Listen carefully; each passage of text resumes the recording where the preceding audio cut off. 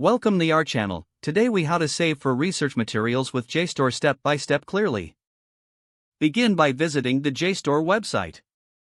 Create an account if you don't already have one. Log in to your JSTOR account. Navigate to the search bar at the top of the home page. Input the topic or keywords related to your research materials. Review the search results carefully. Filter the results using the options available on the left side of the screen.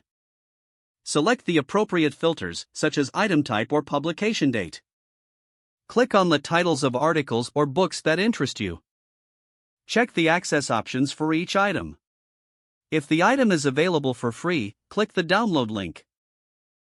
For materials that require a subscription, explore institutional access options. Check if your school or library provides JSTOR access. If you have access, proceed to download the materials. For items behind a paywall, consider joining a library that offers JSTOR. Explore JSTOR's open content offerings for free resources. Utilize the Save feature to bookmark important materials for future reference. Organize your saved items in folders for easy access. Review the materials as you conduct your research. Take notes on relevant information for your study.